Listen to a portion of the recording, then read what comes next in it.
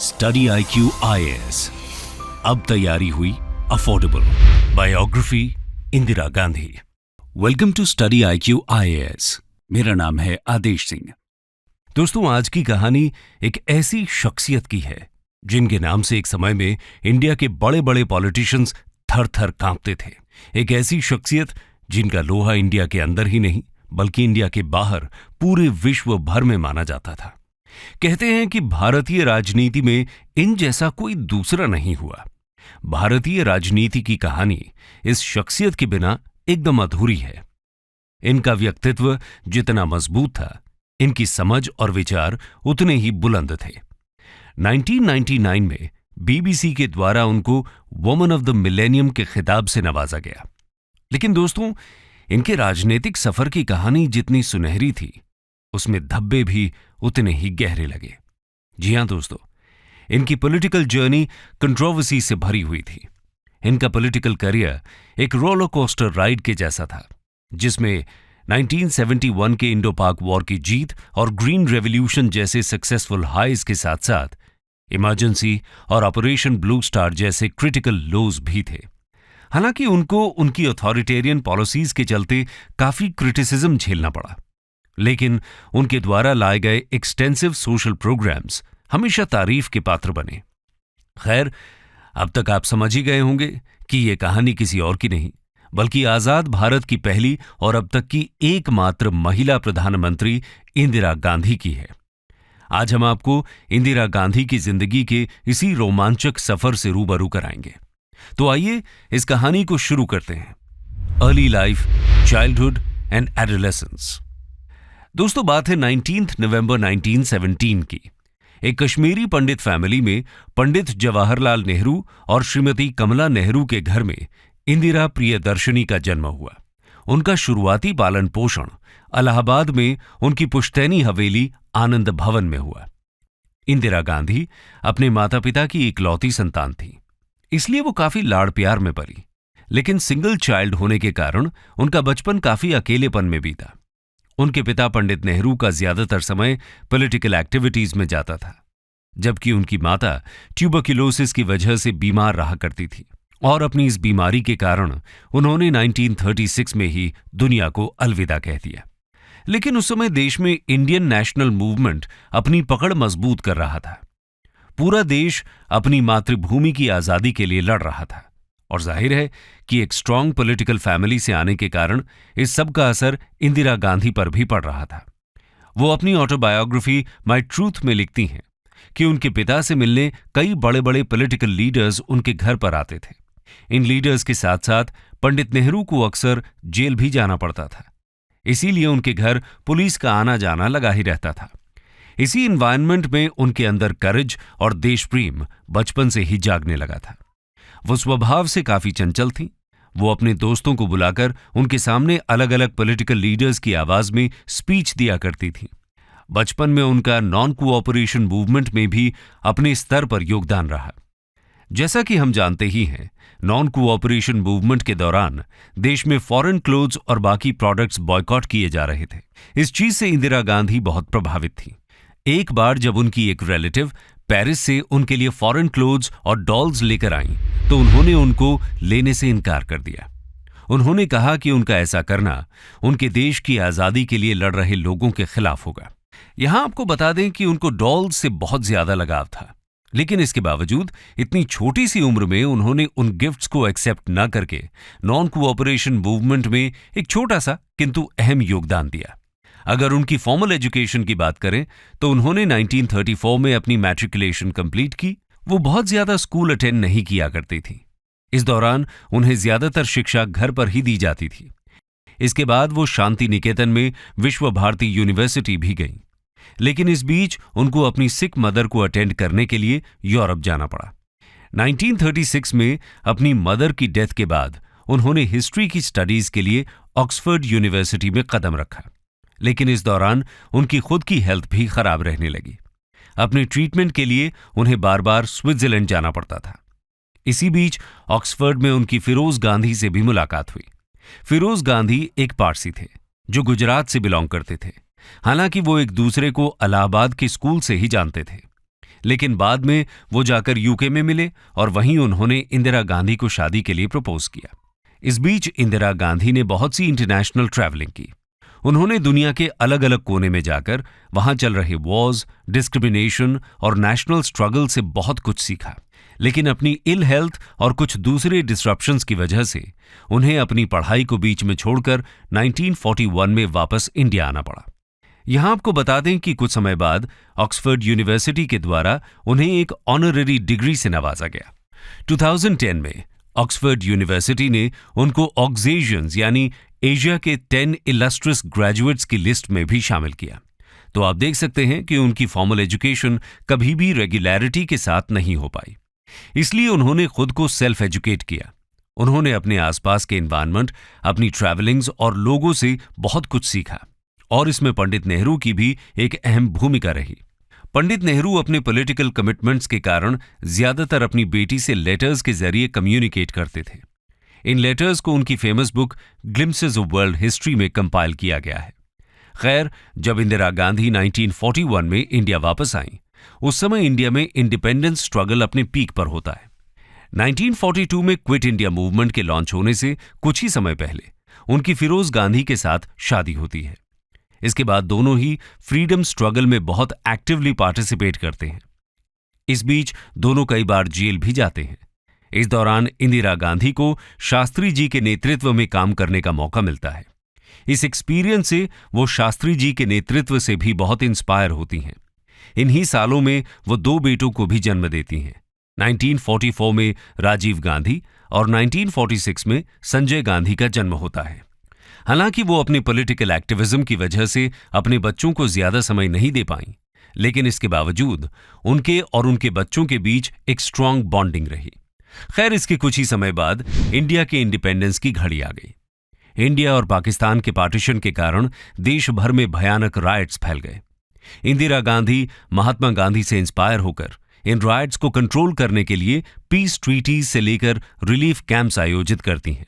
इस दौरान कई बार बात उनकी जान पर भी बनाती है, लेकिन वो अपने कर्तव्य से पीछे नहीं हटती। तो दोस्तों, अभी तक हमें इंदिरा गांधी के चाइल्डहुड, एडल्टहुड, पॉलिटिकल एक्टिविज्म और उनके नेचर का अंदाजा लगा। लेकिन उनकी जिंदगी ने एक शार्प टर्न तब लिया जब उन्होंने इंडिपेंडेंस के बाद इंडियन पॉलिटिक्स में कदम रखा। और वो कैसे, आइए देखते हैं। ट्यूमल्टियस पॉलिटिकल जर्नी। दोस्तों, इंदिरा गांधी की असल पॉलिटिकल जर्नी की शुरुआत हुई 1959 में, जब उनको इंडियन नेशनल कांग्रेस का प्रेसिडेंट चुना गया। ये पीएम नेहरू के हाईली सेंट्रलाइज्ड कैबिनेट में चीफ ऑफ स्टाफ के तौर पर काम करती रहीं। 1964 में पीएम नेहरू की डेथ के बाद उनको राज्यसभा के मेंबर के रूप में इलेक्ट किया गया, लेकिन पीएम लाल बहादुर शास्त्री की कैबिनेट में उन्होंने minister of information and broadcasting का रोल अदा किया। 1966 में अनफॉर्चुनेटली शास्त्री जी की भी डेथ हो जाती है और उनकी डेथ के बाद देश की पॉलिटिक्स में बहुत ज्यादा डिस्टर्बेंसेस शुरू हो जाते हैं। अब कांग्रेस के अंदर नेक्स्ट पीएम बनने के लिए लीडर्स के बीच एक जंग सी छिड़ जाती है। अभी तक इंडिया 2 वॉर्स भी झेल चुका था। देश की इकोनॉमी एकदम खस्ता हालत में थी। इसके अलावा 1966 में देश में सूखा पड़ गया, जिसकी वजह से देश के ऊपर फूड शॉर्टेज और इन्फ्लेशन की भी मार थी। ऊपर से इतने कम समय में देश के सबसे एफिशिएंट लीडर्स की डेथ हो चुकी थी। तो एक पॉलिटिकल टर्मोइल अपने आप जेनरेट हो गया था। ऐसे में देश की सत्ता किसके हाथों में सौंपी जाए, यह बड़ा जटिल सवाल था। जाहिर है कि इंदिरा गांधी इस पोस्ट के लिए कंटेंड कर रही थी, लेकिन उनको उन्हीं की पार्टी का सपोर्ट नहीं था। यहां मोरारजी देसाई भी एक स्ट्रांग कैंडिडेट थे, लेकिन सीनियर कांग्रेस लीडर्स का एक गुट, जिसको सिंडिकेट कहा जाता था, वो चाहता था कि मोरारजी देसाई पीएम ना बने, क्योंकि ऐसा होता तो कांग्रेस में इन सीनियर लीडर्स का रुतबा कम हो जाता। इसीलिए सिंडिकेट ने एक कॉम्प्रोमाइज के तहत मोरारजी देसाई की जगह इंदिरा गांधी को पीएम का पद दिला दिया। इंदिरा गांधी उस समय बहुत ज्यादा बोलती नहीं थी, इसीलिए सिंडिकेट के एक नेता राम मनोहर लोहिया उनको गूंगी गुड़िया भी कहते थे। सिंडिकेट का मानना था कि एक बार वो पीएम बन गई तो जैसा ये लोग कहेंगे वो वैसा वैसा करती जाएंगी। लेकिन ऐसा सोचना उनकी सबसे बड़ी भूल थी। और ऐसा क्यों, ये हम आगे देखेंगे। तो जब इंदिरा गांधी ने पीएम का ताज पहना तो वो कांटों से भरा हुआ था। देश के बड़े बड़े चैलेंजेस बड़े जोर शोर से उनका स्वागत कर रहे थे। वो इस क्रिटिकल समय में देश की पॉलिटिकल, इकोनॉमिक, नेशनल और इंटरनेशनल पॉलिसीज में रैडिकल चेंज लेकर आती हैं। सबसे पहले 1967 में उन्होंने देश की फूड सिक्योरिटी को इंश्योर करने के लिए स्ट्रॉन्ग एफर्ट्स लॉन्च किए। उस समय इंडिया अपने ग्रेन की सप्लाई के लिए यूएस पर डिपेंडेंट था, लेकिन वियतनाम वॉर में अमेरिका का सपोर्ट न करने की वजह से यूएस इंडिया को ह्यूमिलिएट कर रहा था। इसीलिए इंदिरा गांधी ने यह तय किया कि अब कुछ भी हो जाए, लेकिन भारत को अपनी फूड सप्लाई के लिए आत्मनिर्भर बनना ही होगा।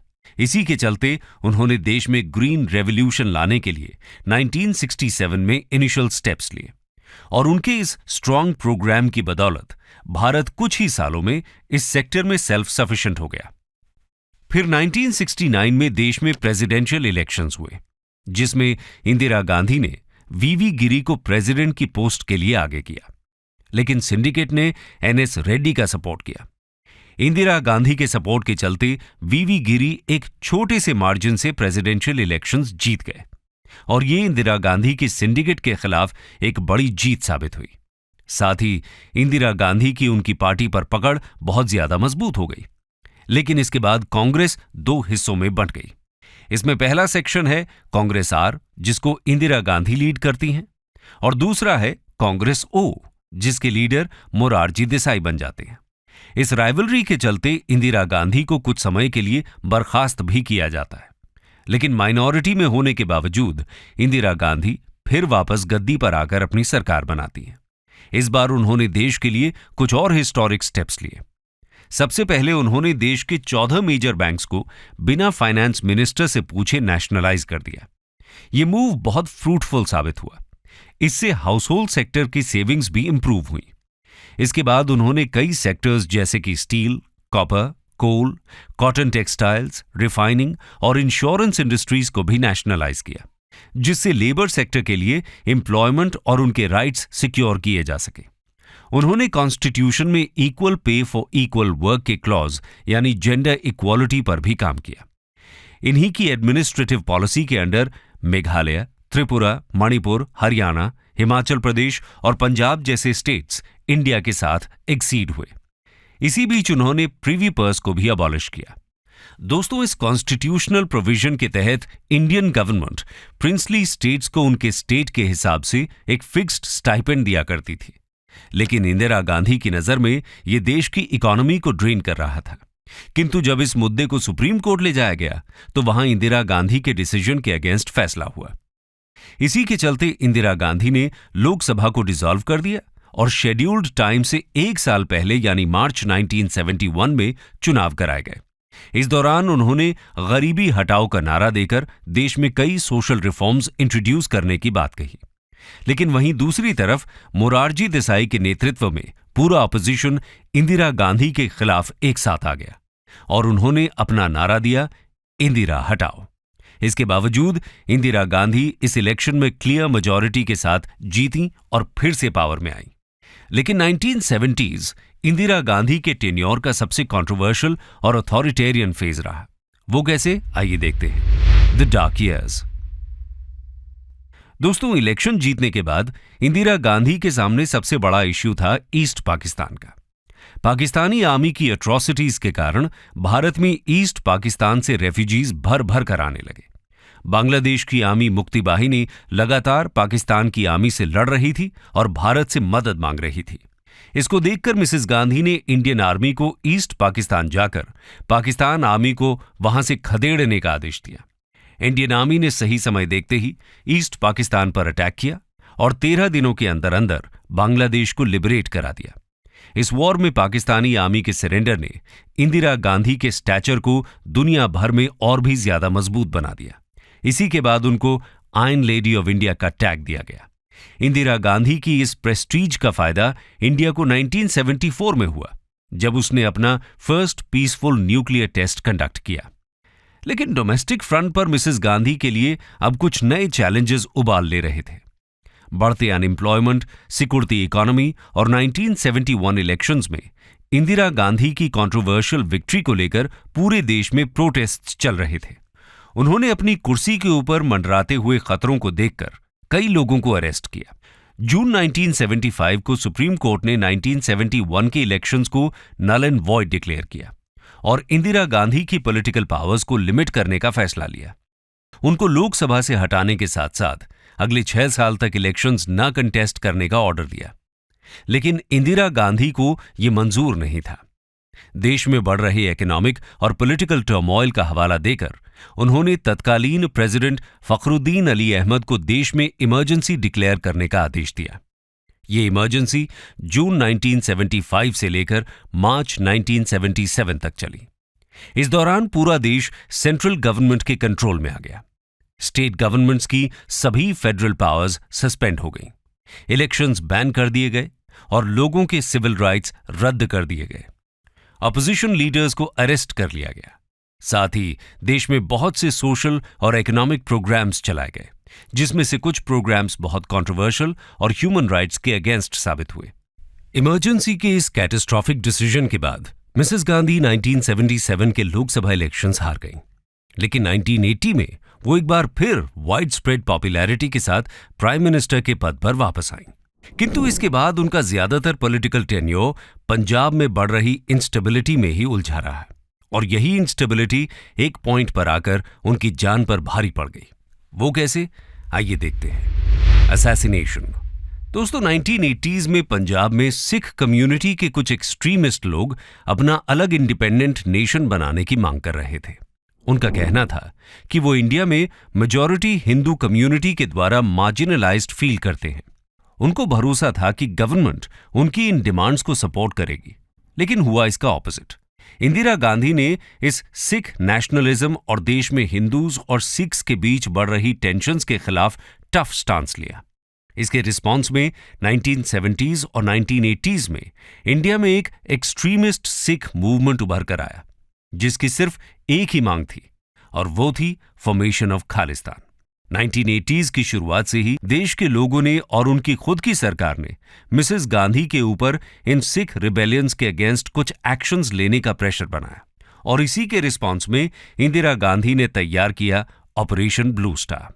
इसके चलते 1 जून 1984 में उन्होंने इंडियन आर्मी को गोल्डन टेम्पल पर रेड करने के ऑर्डर दे दिए। यह ऑपरेशन पूरा 1 वीक चला। इस ऑपरेशन में गोल्डन टेम्पल को तो भारी मात्रा में नुकसान पहुंचा ही, लेकिन साथ ही साथ मिलिटेंट ग्रुप्स और आर्मी के कई लोगों को भी अपनी जान गंवानी पड़ी। कुछ लोगों का कहना था कि यह अटैक सेफ्टी के नाम पर जस्टिफाइड है, वहीं दूसरे कुछ लोगों का कहना था कि यह उनके रिलीजन के ऊपर इंडियन स्टेट का अटैक है। लेकिन इसके बाद देश में जिस एक्सट्रीम वायलेंस ने जन्म लिया, उसकी कल्पना किसी ने भी नहीं की थी।